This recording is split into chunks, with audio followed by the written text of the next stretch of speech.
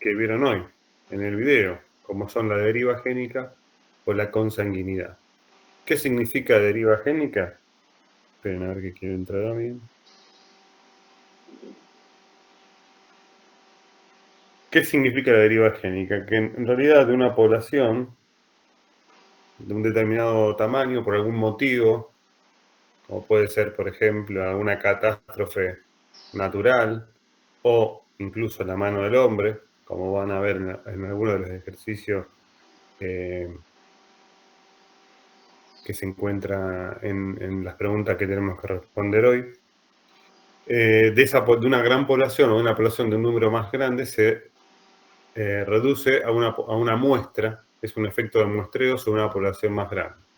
Con lo cual es posible que en esa población más pequeña, o muestra de esa población más grande, las frecuencias génicas y genotípicas no estén representadas, o sea, no sean las mismas que las de la población más grande. Eso está explicado en la teoría de hoy, ¿no? Teniendo en cuenta un conjunto de individuos, una población grande, donde tenemos, por ejemplo, genotipos que son a grande a chica y a chica, una determinada frecuencia de esos genotipos y una determinada frecuencia del alelo A y el alelo A, o sea, del alelo A grande y del alelo A chica, y quizás una cuestión de muestreo, una muestra, una pequeña porción de esa población queda aislada del resto, y esa pequeña población no tiene, o sea, si uno analiza las frecuencias génicas y genotípicas, no son similares a la frecuencia original, a la de la población original. Como una cuestión de azar o de muestreo, en realidad es impredecible cuál es el cambio en la frecuencia, ¿no? La magnitud.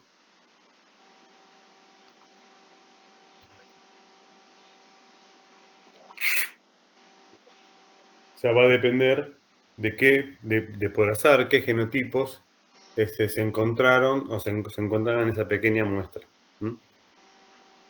Otro de los procesos que ocurre cuando el tamaño de la muestra es pequeño, o cuando el tamaño de la población, perdón, es pequeño, es que no se da la posibilidad de que se empiecen a cruzar individuos que tienen un cierto grado de parentesco. Es decir, ¿qué significa que tengan un cierto grado de parentesco? Que tienen un antepasado en común. Entonces, al tener un antepasado en común, empiezan a surgir individuos que denominamos que son homocigotas idénticos por origen. ¿Qué significa eso? Que tienen, por ejemplo, que son homocigotas a grande, pero que esas dos alelos a grande derivan o son copias idénticas de un antepasado en común. Cuanto más cercano sea ese antepasado común, mayor es la consanguinidad o endocrías que definimos, y que se mide a través de un parámetro que es el coeficiente F de Wright. ¿Qué significa ese coeficiente F de Wright? Es la probabilidad de que en un individuo, en un determinado locus, se encuentren dos alelos idénticos por origen. Profe, una pregunta, ¿es que se crucen o es que el resultado final sean dos alelos idénticos? ¿O es lo mismo? No sé si me expresé bien, pero en realidad el coeficiente F, ¿vos hacés referencia a eso? Sí, el coeficiente F. El coeficiente F de Wright es una medida de probabilidad, la probabilidad de que en un determinado individuo, para un determinado locus, los dos alelos que ocupan ese locus sean idénticos por origen. Claro. Porque en el video estaba, cuando el profe lo explicaba, hay un cuadrito como locus A. Y lo entrecruzaba con A grande con otro A grande. Y eso lo denominaba F. Como una primera extracción y segunda extracción, el mismo alelo sería. Claro, sí, en realidad el coeficiente F de Wright uno puede definirlo, a aplicarlo como definición a un individuo en particular, cuya definición es la que yo comenté recién, la que dije recién, o a una población. En realidad, en una población, el coeficiente F lo que indica es la proporción de individuos homocigotas por origen.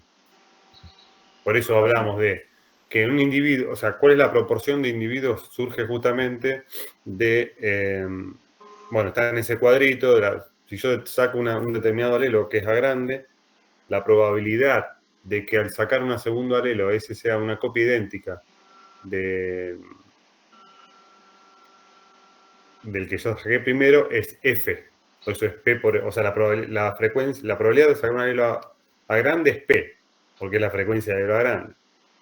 Y la que al sacar otra alelo tenga una copia idéntica de ese alelo A grande es F. Por eso es P por F. Y también Q por F. Bueno, de ahí del gráfico se deriva cómo afecta, cuál es el efecto de la endocría en las poblaciones. ¿Cuál es el efecto de la endocría en una población? ¿Qué produce? Y produce individuos idénticos a un antecesor común, sería. En Sería realidad, ¿qué aumenta? Disminuye el heterocigota y aumenta el homocigota. Exactamente, aumenta la proporción de homocigotas, en particular de homocigotas idénticos por origen. Claro. Entonces, lo que produce la endocría, si la endocría actúa durante varias generaciones, es ir aumentando la proporción de homocigotas en detrimento de los heterocigotas. Y en realidad, ¿qué homocigotas aumentan? Si los que son A grande o A grande a chica, A grande o a chica, es instinto, es al azar, va. Y no hay ningún tipo de problema que sea dos alelos idénticos, tenga o. Sí, de hecho, bueno, la consanguinidad lo que puede llegar a producir es que hay alelos que son deleterios, que a lo mejor en la población se encuentran mayormente al estado heterocigota, que al aparecer en estado homocigota produzcan la muerte del individuo. Claro. O a que aparezcan enfermedades que en condiciones en las que no hay endocría aparecen en muy baja frecuencia, pero que al haber endocría aparecen en mayor frecuencia. De hecho, puede pasar, por ejemplo, en el ser humano cuando se cruzan individuos emparentados. Claro. Aumenta la frecuencia quizás de enfermedades o asociados a enfermedades genéticas, ¿no? Que en una población en donde no hay endocría aparecen en muy baja frecuencia, porque ¿de qué depende eso? De que justo aparezca un homocigote en estado, ¿no? Que sería, por eso no lo definimos, pero bueno, así como definimos el homocigota idéntico por origen, aquel individuo que para un locus tiene dos alelos que son copias idénticas de un antepasado en común, los que son A grande, por ejemplo, pero que esos alelos no son copias idénticas de un antepasado común, sino que son alelos que por azar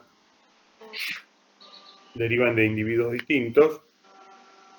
Esos los llamamos homocigotas en estado. ¿Sí?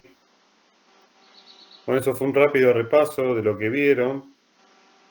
Los ejercicios, si bien acá aparecen 10 ejercicios, nosotros hoy tendríamos que responder, de acuerdo a lo que vieron en la teoría, hasta el ejercicio 5 inclusive.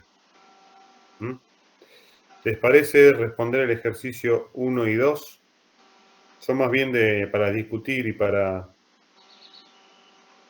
terminar de reforzar los conceptos. Tomamos 10-15 minutos para responder estos ejercicios, el 1 y el 2. Perfecto, profe.